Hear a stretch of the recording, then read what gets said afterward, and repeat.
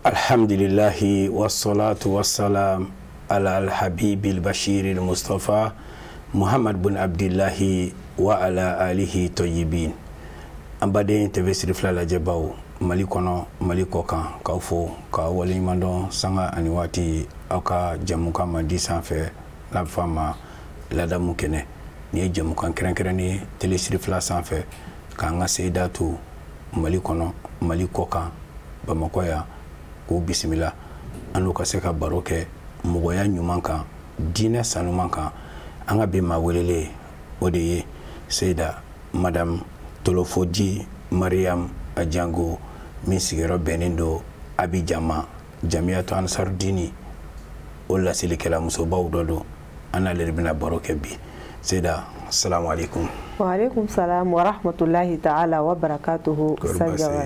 Bas foyite. Demaya bedi. Bela jelenga kene. Sotigi. Bas foyite la. Kalandenw. O bɛɛ bɛ bas tola. Bas tola. Kori basi. Tɔɔrɔ foyite inshallah. Bismillah. Alhamdulillah. Aba. Alhamdulillahi rabbil alamin. An baden TV Sirifla lajɛbaw. An ka Seyda Madame Tolofoji Mariam Ajango ale ka foli kɔma seginne an n'a bɛna baro kɛ fɛn min ka bi o ye ni maaya yɛrɛ se ka taa k'ale to cɛ si se ka taa ka min to o de ye muso ye. Seyda, muso yɛrɛ ye mun de ye? Alhamdulillahi rabbil alamin wassalatu wassalamu ala man la nabiyya ba'dahu Muhammad bin Abdullah wa ala alihi wa ashabihi wa man tabi'ahum bi ihsan ila yawmiddin. Inshallah Usa Jawara maaw yɛrɛ fo fɔlɔ ka walima dɔn ni kɛnɛba in ka min ye ladamu kɛnɛ ye inshallah ka sɔrɔ ka foli kɔ se an ka ustazu ma an'an ka kayidu ma min y'an ka zamzamiw ye inshallah a Seydi Sharif Usman Madan Haidara Bamakɔ Bangoni Janginɛbugu la inshallah ta'ala. Alhamdulillah ni ye ɲininkali kɛ muso yɛrɛ ye fɛn min ye muso tɛ fɛn denni ye diinɛ kɔnɔna na surtout Ala ma muso kɛ maani ye Ala ye muso kɛ maaba de o exemple ka ca n'an ka ma fɔ an ka temps tɛ n'an permettre mais ikhtisaran muso yɛrɛ Ala yɛrɛ ye muso yɛrɛ bonya kuranna kɔnɔ cogoya min na fo ka na sura yɛrɛ dɔ taksisu k'a tɔgɔ da musoba dɔ la min ye suratu Mariama ye i b'a dɔn k'a fɔ o tɛ kodeni ye ka tila ka na kɛ jamu ye tuguni ka na sura dɔ kɛrɛnkɛrɛn ka kɛ suratu Nisa ye i b'a ye an bɛɛ bɛ ɲɔgɔn sɔrɔ o fɛnɛ de kɔnɔ donc muso fɛnɛ musoya yɛrɛ ye koba de i b'a ye n bɛ hakili lajigin hadisa na waati min na rasulu bɛ to k'a fɔ sallallahu alaihi wa alihi wa sallam ko lawla malal Khadija wa sayfu Ali ma kama hadha din ko ni an ba Khadijatu Kubra n'ale ka nafolo kun tɛ i b'a ye Seydina Ali farala kan de ani Seydina Aliyu ka bamuru ko ma kama hadha din ko ni diinɛ in kun tɛ jɔ an bɛ yɔrɔ min na an kun tɛ se yen donc an b'a dɔn k'a fɔ muso tafetigi de don inshallah ta'ala. Nin faamuyara muso fɛnba don mɔgɔya kɔnɔ jango an bɛ ka kuma silamɛya diinɛ min tɔgɔ la diinɛ yɛrɛ kuntigi Muhamadu ale yɛrɛ wasora ni musoba ka dɛmɛ ye an ye nin faamu sisan silamɛ muso ladabu jogo dɔw olu ɲinini do silamɛ muso fɛ a kan ka bila minɛn min kɔnɔ wa? Naam, a bɛ ten. I bɛ se ka dɔ fɔ an ye o la? Alhamdulillah jogo ka ca silamɛya ye jogo min ɲini musow fɛ n'an ko musow i b'a ye a ka ca mais silamɛya ye min ɲini silamɛ muso fɛ an ka kuma sigilen bɛ o de kan bi. Kuranna yɛrɛ ye mun fɔ a la hadisa yɛrɛ ye mun fɔ a la i b'a ye musoya tɛ kodeni ye n y'o de fɔ n ka kuma daminɛ na bi an bɛ degun o degun na a sababuya ye musow ka jogo jugu dɔ ye ni olu ma se ka jogo ɲuman minnu ta ka fara o bolo ba la o de kɛra sababu ye ka silamɛya kɔsegin kɔfɛ mɔgɔw ɲinɛna o jogo an'u danbew bɛɛ lajɛlen kɔ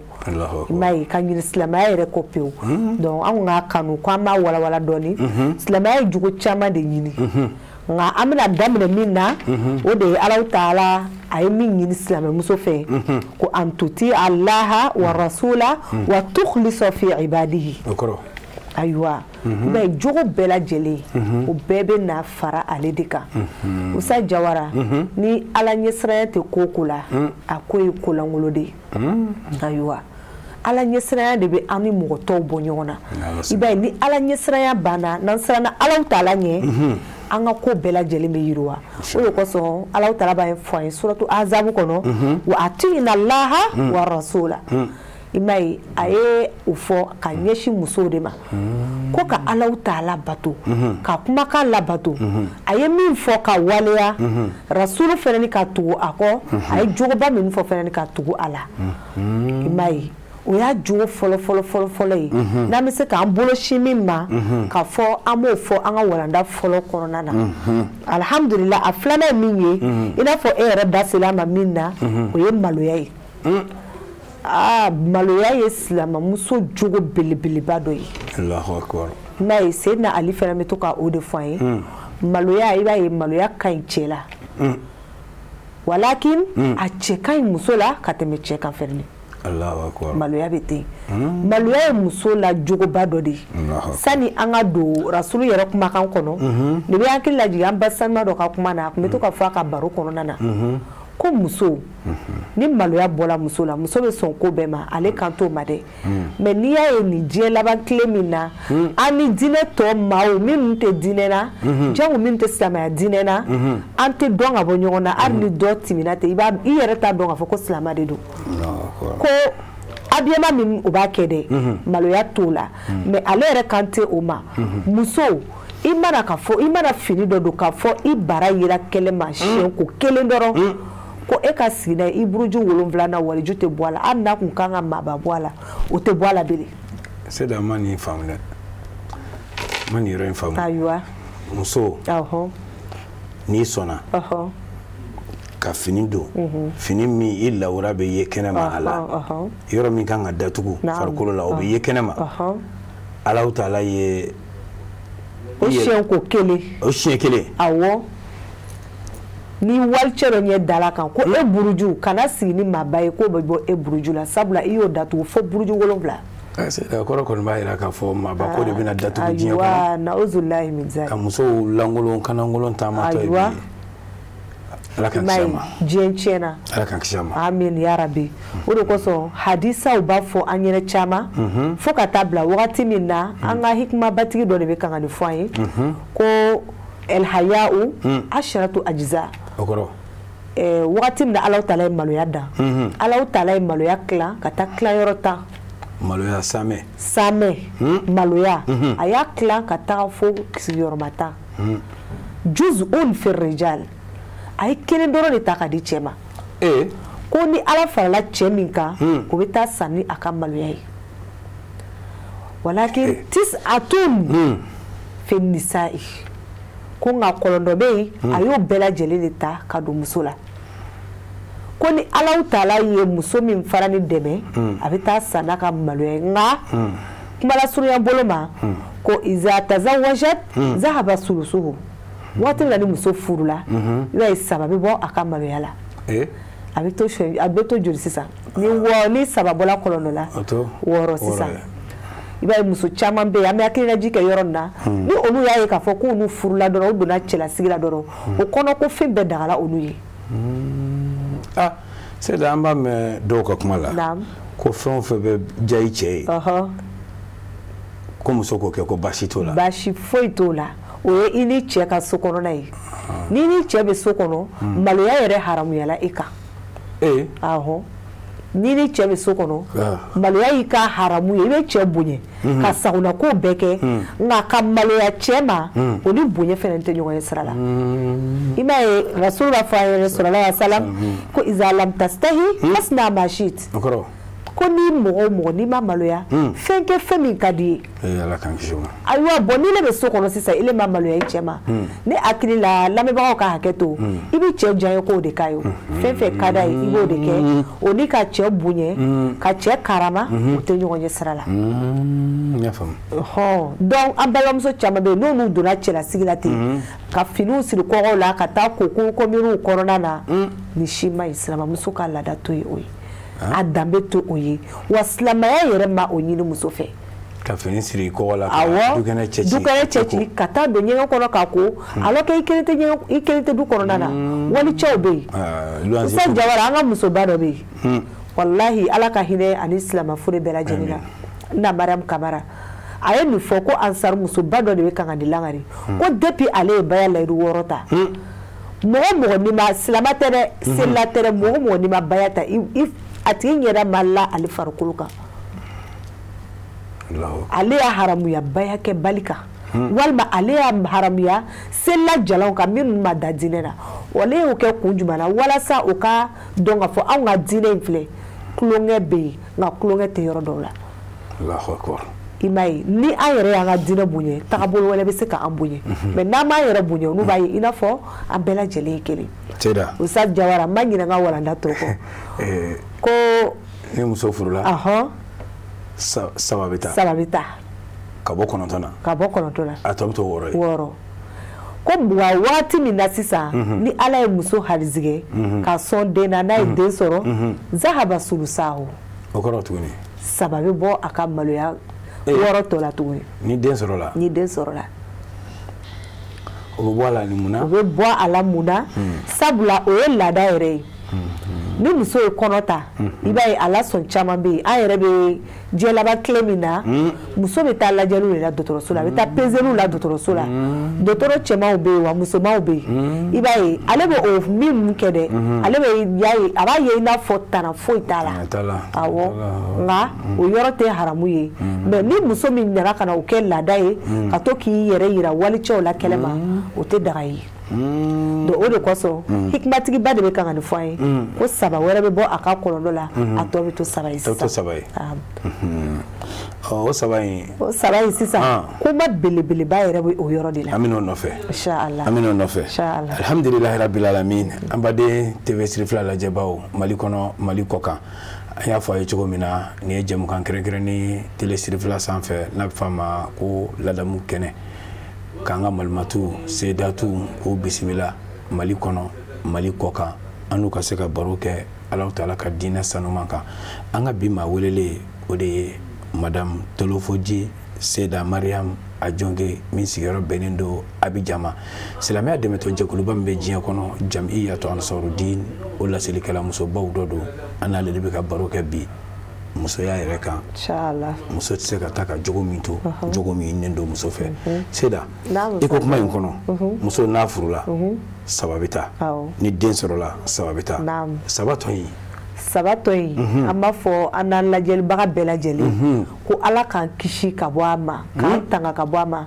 mais nin yɔrɔ na an b'an fa fo k'an karamɔgɔ fo a se ye da Sharif Usman Madani Haidara ale nana ka na anw bɔ o domaine kɔnɔna na nka lamɛnnikɛbaga bɛɛ kan ka jateya minɛ ka fɔ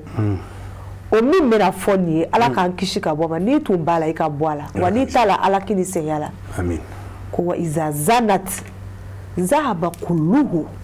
o kɔrɔ muso o muso ni e ye jɛnɛya kɛ don o don maloya o maloya ni Alahu Taala tun y'a kalifa i la a bɛɛ bɛ taa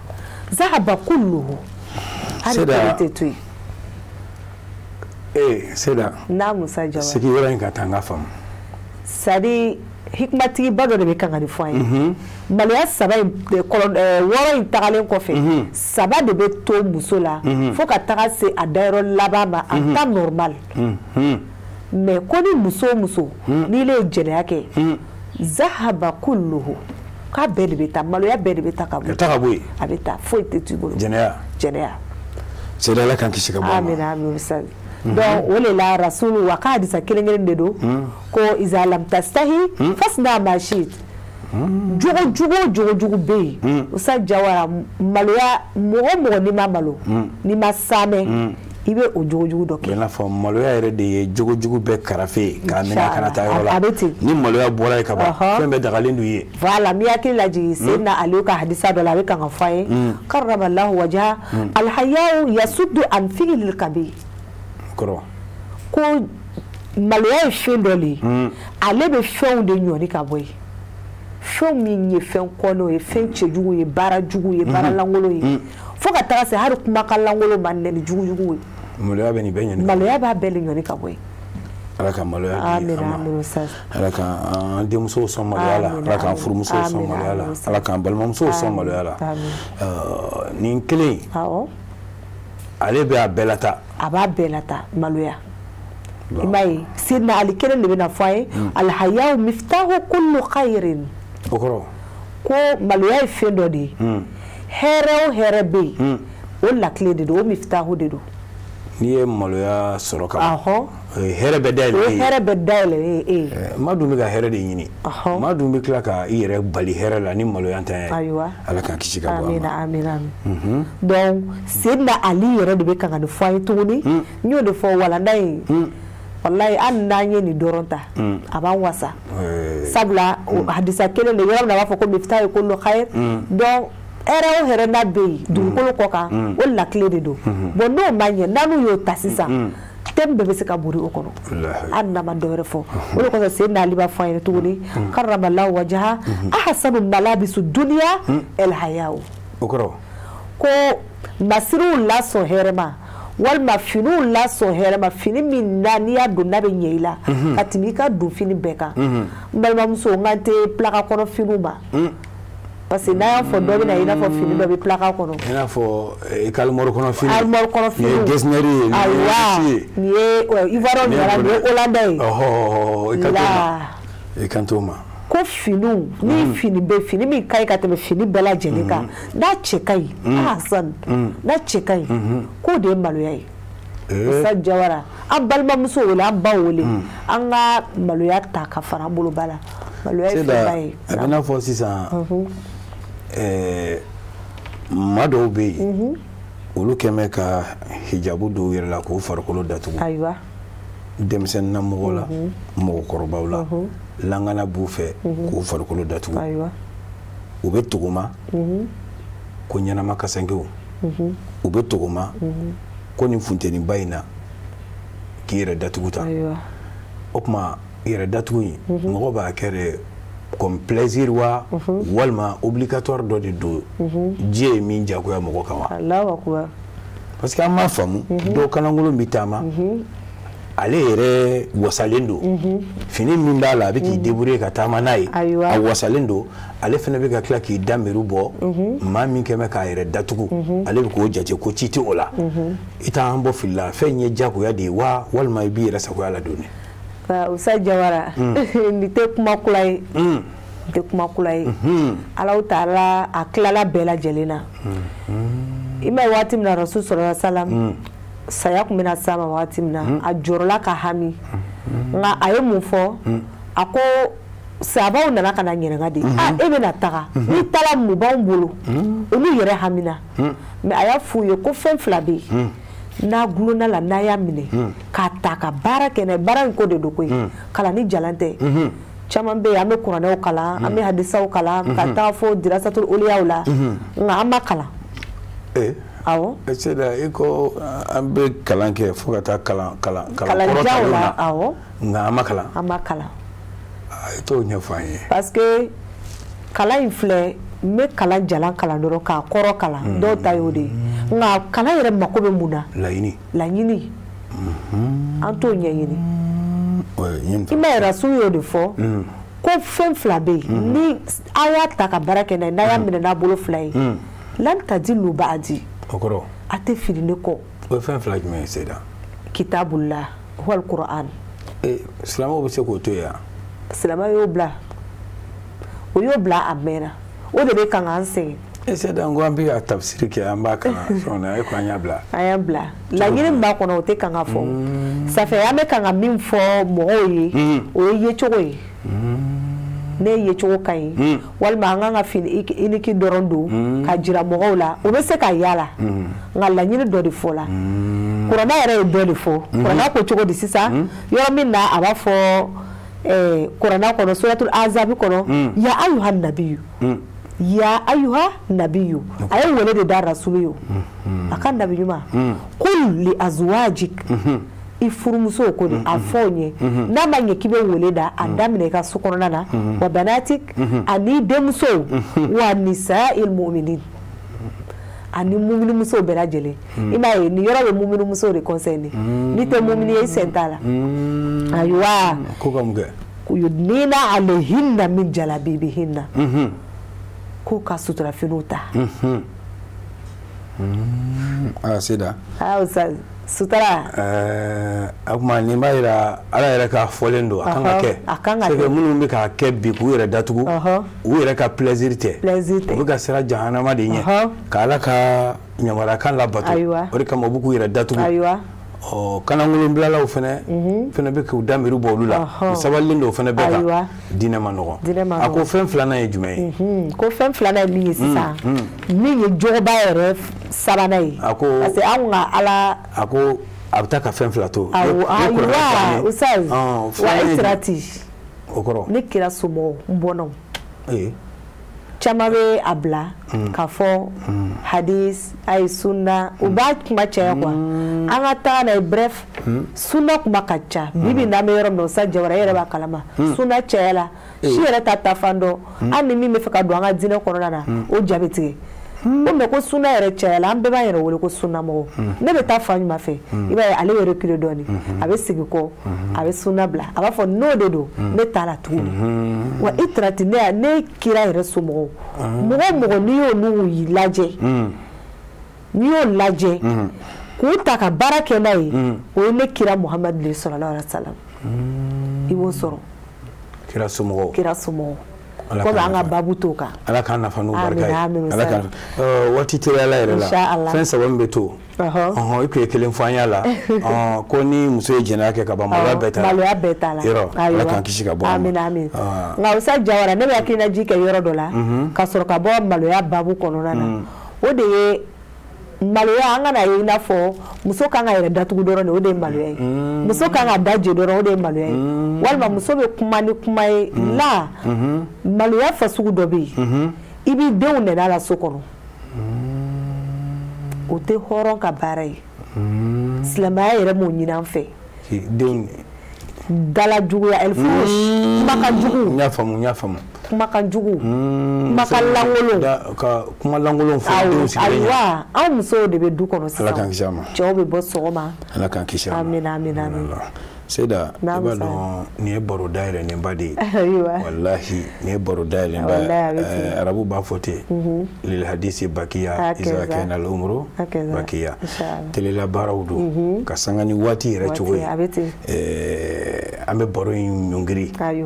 ka nege to ba to an na nka ni siw dira an bɛna ɲɔgɔn sɔrɔ kuma kuncɛ kuma la ani foli kana alhamdulilahi rabbil alamin kuma kuncɛ kuma la n'an ko k'an bɛ foli bila yɔrɔ ka ca nka tiɲɛ yɛrɛ la ne bɛ foli la belebeleba n b'a ɲɛsin n fa ma ani n baw ma fo Côte d'Ivoire Abidjan sigi la Alhaji Ibrahima Jango ni ye an ye yan a sababuya bɔra ale de la an b'a fo f'a sigiyɔrɔ la n bɛ n furukɛ yɛrɛ fo ani n kanuɲɔgɔn min ye Ustaz Dawu Torofuje ye ka foli yɛrɛ laban Ivoirien bɛɛ tɔgɔ la an ka délégué féminine nationale Madame Sangare Tanti Rokiatou Fofana ani an ka fédération délégué féminine Madame Tawo ayi Asan Sidibe olu bɛɛ lajɛlen fo ɲani fa Ustaz Dawudu ɲani fa inshallah taala alhamdulillahi rabbil alamin Seyda k'i fo k'i wale ɲuman dɔn inshallah taala y'an nafa an baden TV fila lajɛbaw Mali kɔnɔ Mali kɔ kan i n'a fɔ an y'a fɔ a ye cogo min na nin ye jɛmukan kɛrɛnkɛrɛnnen ye n'a bɛ fɔ a ma ko ladamu kɛnɛ ka dɔnnibaa musobaw minnu y'ala ka diinɛ ɲɛɲini k'a dɔn k'a labaara k'olu bisimila jɛmukan in sanfɛ TV fila yɛrɛ kɔnɔ Mali kɔnɔ ani Mali kɔ kan an ka bi maa welele o de tun ye an ka Seyda ba in ye Madame Tolofoji Seyda Mariam Ajonge min sigiyɔrɔ bɛnnen don Abidjan ma Côte d'Ivoire a ye dɔnni min d'an ma a y'a bɔ dɔnni min na ala kana ban farikolo min y'a di ala kana jeni ala ka barika don an bɛɛ lajɛlen na karamɔgɔ yɛrɛ min kɛra nin bɛɛ lajɛlen sababu ɲuman ye an fa ni an karamɔgɔ a Seydi Sharif Usman Madan Haidara an b'a fɔ k'a wale ɲuman dɔn ko ala k'an n'a ɲɛmɛ ɲɔgɔn na shukran lakum ala ka kɔlɔsi kɔnɔ Seyda